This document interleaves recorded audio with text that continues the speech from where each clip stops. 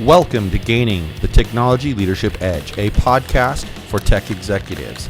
We provide strategies and tactics to help executives succeed and further their career goals. With interviews from industry experts, leaders, and innovators, this show will surely get you on the edge of your seat with thought-provoking advice on how to stay ahead of the competition. Welcome to Gaining the Technology Leadership Edge, a podcast exploring the latest trends, strategies, and insights in technology leadership. We will discuss the most important topics and ideas shaping the industry today. From emerging technologies to digital transformation and beyond, join us to learn all of the juicy secrets of tech leaders, their biggest successes and failures, on our quest for gaining that all-important technology edge. Are you ready? Let's get started. Our guest today is Trish Pandia. She's a talent acquisition leader and former stand-up comedian / improv actor with 10 plus years experience in the San Francisco startup arena for startups that empower minorities, including the female, minority, and underrepresented communities in the San Francisco Bay Area, and aspires to do this nationwide. She's currently the senior manager of talent acquisition at Alluxio, an open source data orchestration software for the cloud for enterprise companies. She aspires to spread the word with a twisted sense of humor about her views on talent acquisition and recruiting, thoughts on diversity and unbiased hiring, scaling teams with structure, the importance of mentorship, and of course, the crazy world of working in tech. So welcome to the show, Trish. Awesome. Thank you so much for having me, Mike. I really appreciate being here. So tell me about this spreading the word with a twisted sense of humor. I love that phrase. It's really interesting. So I did stand-up comedy, I've done improv acting, and I think the reason I did it, obviously I'm a middle child, right? So that's the easy foundational basis, but a lot more history there. But one thing I realized that, while I was doing stand-up comedy, that was my, what I was doing at night. During day, I've always worked at startups. And so you have to have a twisted sense of humor, because when you work at a startup, everything changes constantly. I basically say, when you work at a traditional company, I can't give any names, but a traditional company, we know, the playbook's been written out. And so, you have everything structured. So whatever's going to happen on day one, it will happen on day one, day two. When you work at a startup, what happened on day one is maybe going to happen, and happening on day two, probably not. So you have to laugh at it when there's something that's constant change. And some people aren't really made for startups, and you can tell by, I can explain it through interviews, or don't want to be working at startups. And sometimes they realize it too, but you have to laugh at things when there's lots of changes and things that are really good or really bad. You have to have a twisted sense of humor. And that's how I get by. Even how I influence executive leaders, I honestly compare it to dating to make it more digestible and understanding. So some people who might be a little more rich might not like that, but for me, it's actually worked quite well. And just saying, this is really technical, there's a lot of structure, but let's add some humor to it to make it more digestible. So what do you think is the biggest challenge right now for hiring in the tech industry? I think right now, I know there's some slowdown happening, but I do think it's coming up. I know a lot of people are saying, oh, this is happening. The biggest challenge right now is I'm seeing a lot of jobs that have been open for more than 3 to 5 months. And I think there's two reasons. One is that ultimately it comes down to leadership and the hiring manager who hasn't figured out what they want. So I've seen this over and over again, where they have a job open and then they go through the cycle of interviews, get to the final sample size of candidates, and they don't really like them, and they haven't figured out why. And so I know you mentioned gut-based interviewing. I actually am against that, and I can talk about that more. And then they start over. They tell all the candidates, hey, we're going to start over, or we're going to redefine the role. And then basically go back to square one, and they eventually find the person after 3, 4, 6 months. That's the biggest challenge in hiring that I've seen in this market, because they only have one role open, and so they have to find this perfect person, which does not exist. And the second part is, I think it's more about candidates really figuring out what they want too. I think a lot of us are just saying, we're just going to apply what throws at the wall, but figuring out if that even culture works out for them. And so those are the two the caveats that I'm seeing right now. But I think the first one is the biggest thing I've seen over and over again, whether it's in this market or any market in the recruiting I've done in the years. So when a position is open that long, what sort of impact does it have on the business? I mean, it's a financial impact. It's a resources impact because you have to think about it. Let's say there's 3 people on my team and John Doe or Jane Doe quit, or, and they have to backfill the position or even find a new person. It's thousands of dollars. If you look at the cost per hire, you're losing thousands of dollars when you backfill a position, when you have to lose somebody because maybe you didn't hire, look out, there's some flags on both sides. But I think it's at least like $30,000, for about 3 months. It's pretty bad. And also on the second part of it is that your existing team is saying, why is my hiring manager not finding the right person? We interviewed some really good people and then they're over resourced and they're starting to create resentment as well. So it makes it a negative impact on the culture of the team as well if they haven't explained, because I can see, any hiring manager will probably have their right-hand person, probably a strong individual contributor who's the right-hand person who influences things. And that strong individual contributor is going to be really frustrated. I've seen it over and over again, like, hey, I really like this person. What happened here? And the problem is the hiring manager is not leaning on their right-hand person to really influence them. Because like I said, a lot of hiring managers are thinking they figured it out and they're making it thinking that hiring is like a sole thing for them and the burden is on them when it really should be the team and the people that they trust on their team to do it. So do you think these days, do you think like how networking with other people is important for a hiring manager to maybe kind of keep a pipeline of potential candidates? I think it's always good. I always have this philosophy of, let's say you talk to a good candidate, a hiring manager, anybody, and I say it all the time. I always say, and I've seen it when I was at Credit Karma and other places, we interviewed people who might be too junior for, a senior software engineer role. And I said, you know what? Everyone really liked you. It's not a matter of if we're going to hire you. It's just going to be a matter when we are when we over resource on senior people. I think it's important to do that. It's also important to making sure that the hiring managers communicate that. It's important to network, but I think that if you just focus on back-channeling somebody on their reputation, if you back-channel anybody, let's say you connect with somebody, you can connect with them, but you really don't know the quality of their work. You might know it through somebody else. It's best for you to still, referrals are always good, right? Somebody you can qualify, but the secondary need is that somebody who is easily qualified can be somebody who applied or somebody that the recruiter reached out on LinkedIn or something like that. So you mentioned it earlier. Tell me your thoughts on using your gut when hiring someone. The problem with gut hiring is that people hire somebody who is exactly like them. That's a really simple answer. So I know a lot of people like, I want to hire somebody. I want to hire a salesperson, with somebody who has an East Coast mentality like me, who's going to go, go, go, go, go, go, right? So you want an aggressive East Coaster who's exactly like you. I've also seen like, I want to hire somebody I can have a beer with. You're not hiring your friends. You're hiring somebody who's qualified. And what that leads to is that you're hiring somebody exactly like you. And that is really removing from diversity. And the reason why diversity is important, I know people think of it as a checkbox. It's really not. For the company to succeed, you need to hire somebody who thinks really differently from you. So for me, I'm naturally a big picture person. I will, every time I've hired somebody, or, I tell people who like, what are your thoughts on that, is hire somebody who's more detail oriented. Somebody thinks so differently from you. Not only is it good for you to get a balance there, but it's good for the business. The business is not going to grow, do better if you hire a bunch of mini-me's. And I've seen it happen a lot.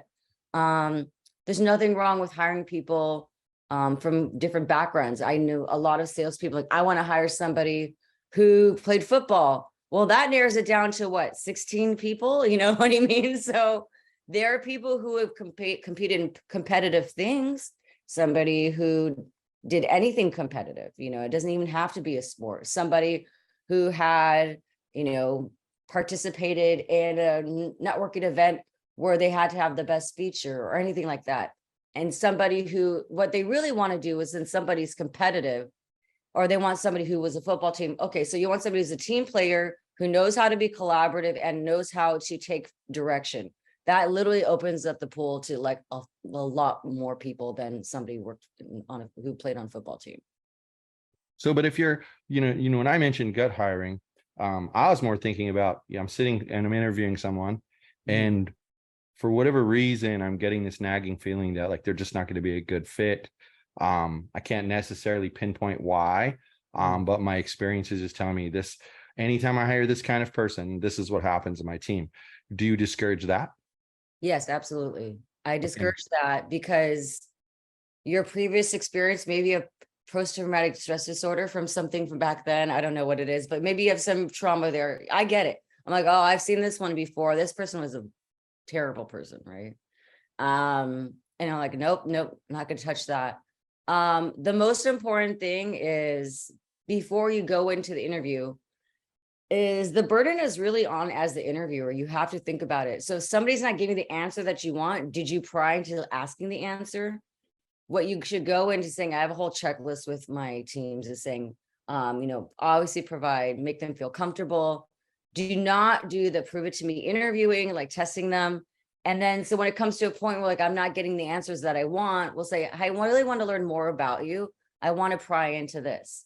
Now, if they're giving you evidence, which I say is answers, I call it evidence, that they're not giving you quality answers you're looking for, and it's based off the interview plan you've laid out. I'm qualifying, for example, for this person has really strong collaboration skills. And if this person is giving you evidence in the interview saying, I've only worked by myself, I only like working by myself. Okay, there's evidence here to say, okay, this person is not right for the role. So that's where it's really on the hiring leader to really figuring out what exactly questions you're looking for, not only from a technical or, when you look at the job description, the qualifications perspective, but also like a soft skill.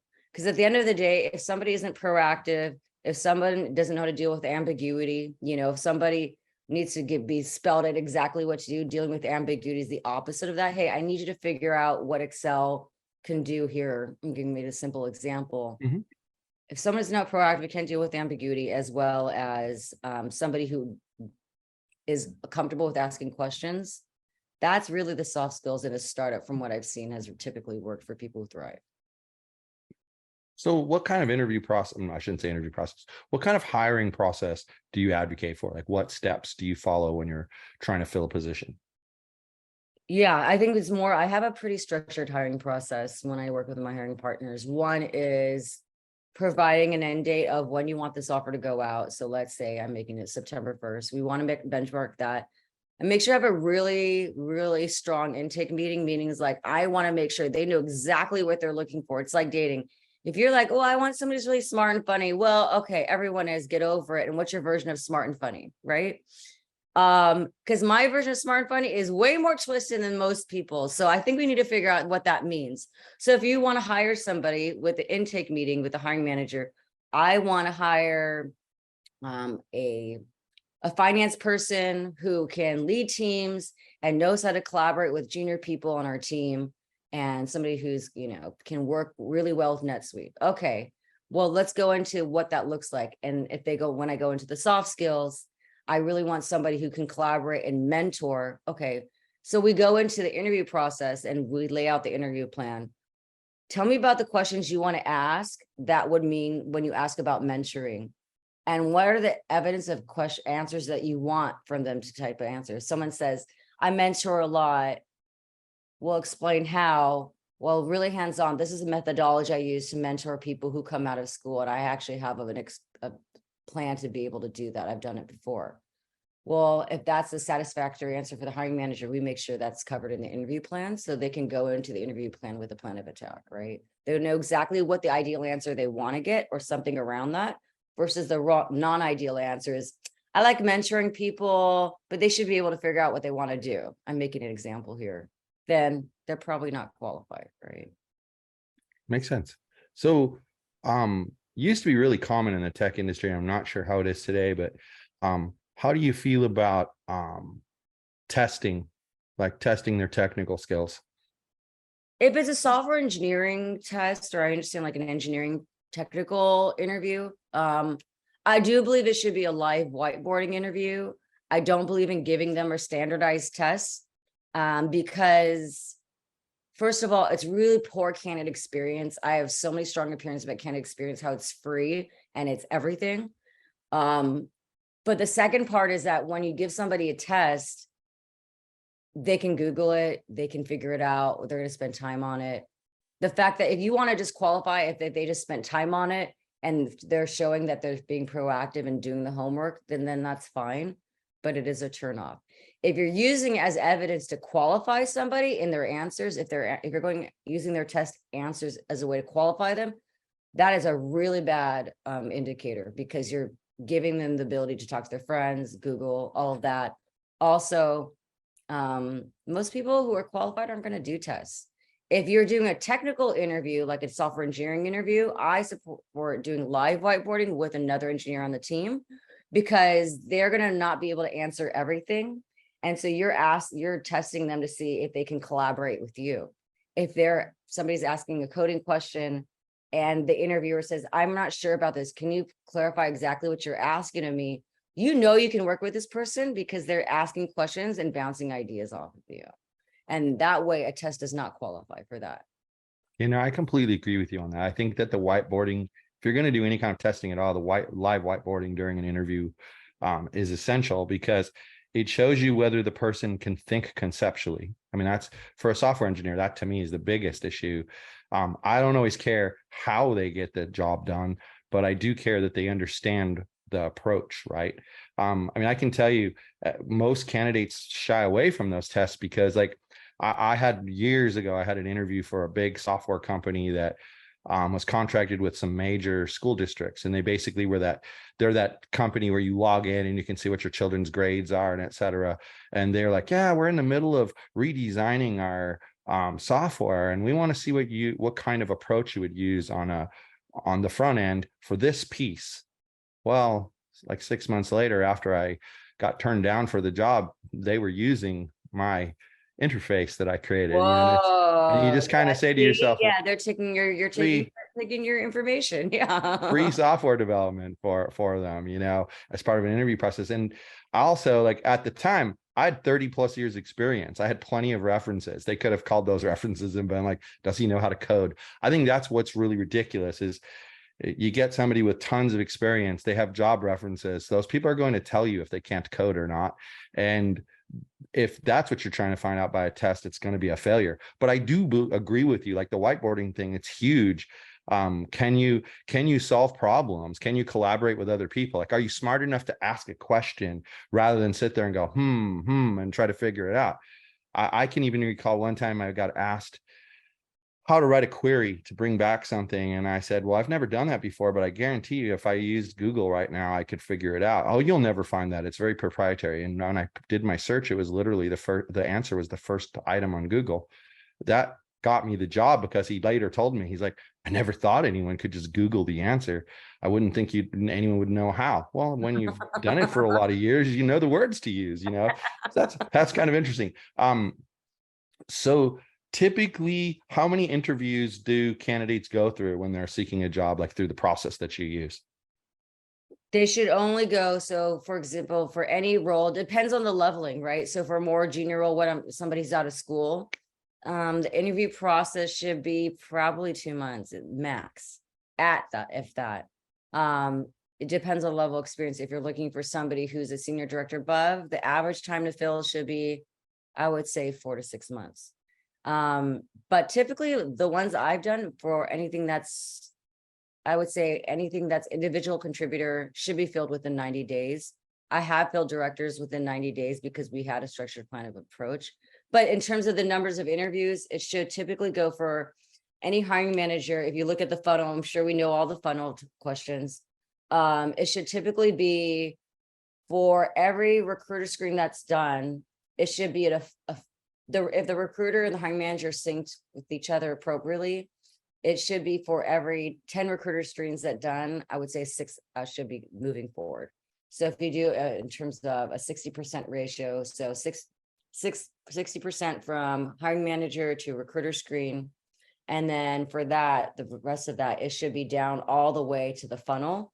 there should be a 4-to-1 offer ratio, ideally 3-to-1 offer ratio towards the end. But the idea is that you want to make sure for somebody who goes through phone interviews, but the on-site interview, which I think is the most critical one and most significant one everyone talks about, is there should be about 4 to 6 on-site interviews max.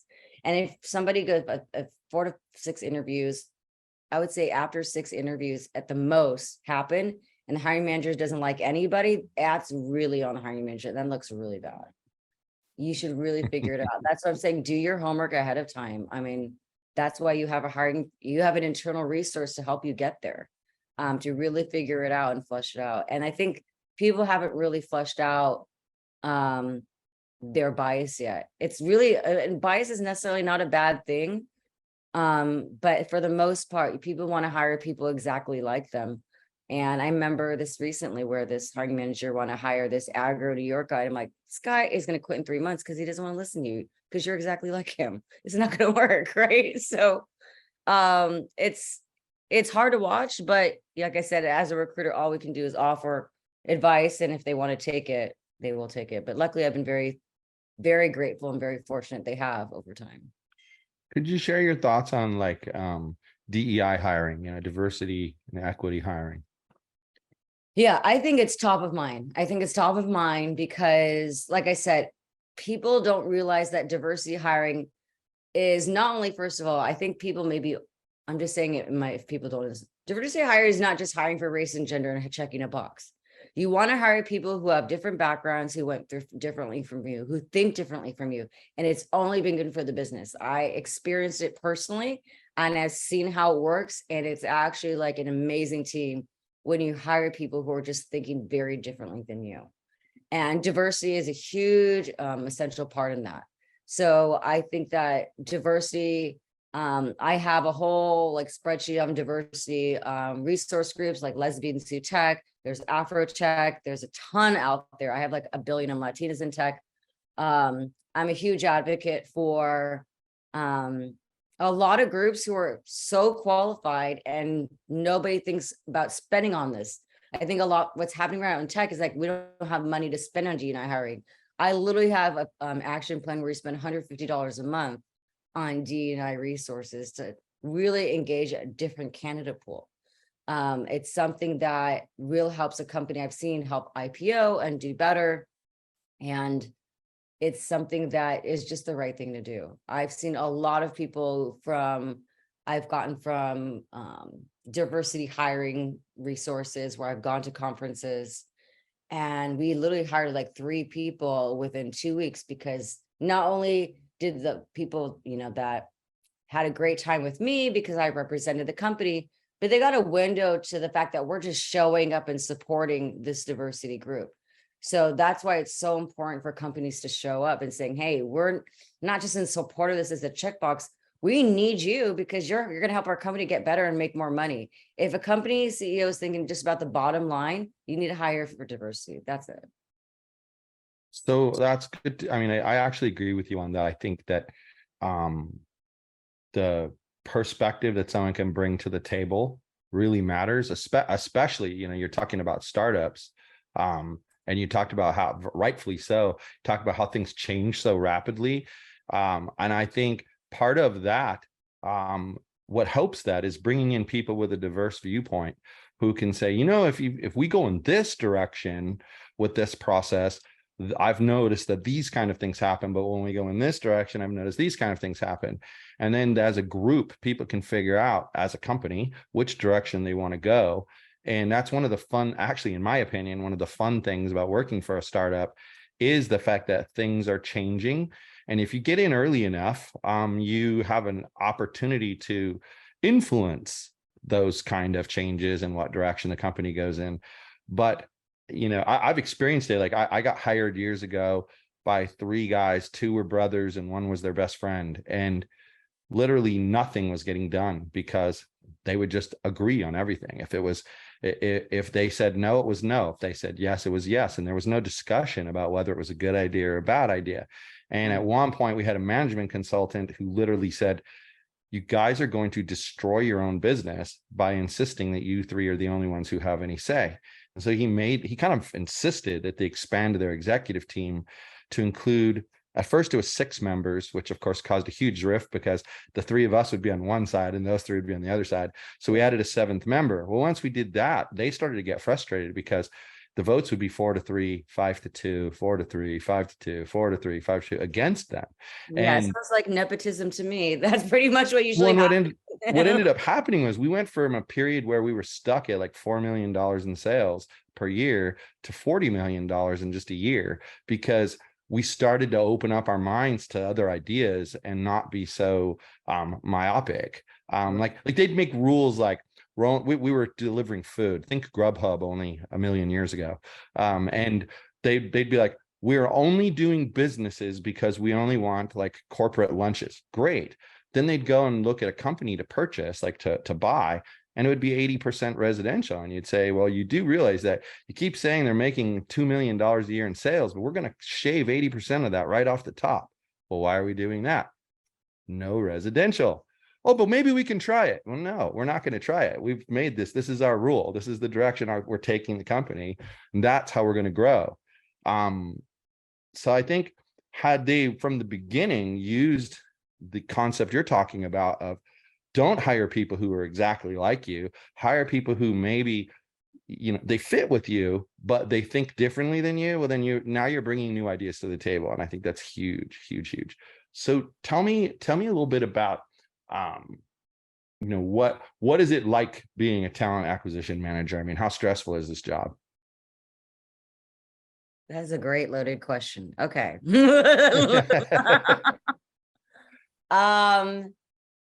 It's fun. I will always work for a startup. And I love that you brought up earlier in your experience about, the growing pains of people who are kind of hiring. And it always happens when people hire people like them or their brother, right? And then when they hire people different, the people who are the original OGs or the people who know each other, they hate the growing pains because like, no, we're not going to have our way anymore. Right. So there's a big stress. I think a lot of thing I deal with is a lot of people when I've experienced startups where it is stressful, where I've seen startups what are in the process of growing up, is basically 10 or 15 people and they're all buddies. They're all best friends. They're probably very similar to each other. And then it gets to when it's 40 people, and I've seen when it gets to 60 and 100. And I've seen the growing pains for what I've seen where, okay, what works today when we're 15 people, okay, now we're 80 people. This isn't going to work anymore. And a lot of the people or the OGs are like, I don't like this. And it's tough to watch, but it's natural. And so for me, I'm kind of immune to it now. But it is difficult when, as a talent acquisition person who is really, I think the most important thing about working in a startup is that you have to have the growth mindset as a leader. So I mean that you have to, if you think you figured out life 100%, you should probably not work at a startup. If you think you figured out things and good enough about 60, 70%, and I think as people get older, they realize they know less and less, right? And it's been stressful for me in the sense that I really want to be able to pick the leaders I work with, but I don't get that option. And being an influencer, but it is stressful in the sense that, but I love the stress that I have because the opportunity to build and know things you would get is a feeling that you can be able to influence that you'll never get working at a traditional company. You probably will, maybe at some companies because they have their own little incubators and all of that. But for me, I love it. The stress is insane. That's why I have a sense of humor. I literally remember breaking down a couple of weeks ago. I'm like, I don't want to do any of this, but I'm going to do all of this. Let me figure it out. Hold, please. And I got back to them in 30 minutes and figured it out. But, knowing how to be able to use sense of humor with it is so important because it saved my life. I mean, improv and stand-up comedy and all the sense of humor that I've had to do, you have to get by. It's just like, how doctors have to have a sense of humor or people have difficult jobs. Working at a tech startup in the tech community is stressful. And some people take things really seriously. And sometimes I wish they wouldn't, but I don't have, I heard that you can't control people. You can't waterboard them and make them do what you want. So you have to learn how to work around that. And luckily you will have the support to do that. Yeah, no, I used to find, as a CTO, I used to find the hiring process the most stressful, and um, it I had good leads for the different areas of my department, but I also had a plan for where I wanted to take the business, the technology part of the business. And it was a long-term plan. And so I always wanted to have at least a short conversation with any potential new hire, just to be sure that they were going to fit the direction we were going to go. And, some positions, it meant periods of like 2 to 3 months of like insane workload. And, I was really big on work-life balance. So I wanted them to understand that, yeah, you're going to go through these 2 or 3 months of craziness, but then we'll back off of you for a while someone else is going through a couple of months of craziness.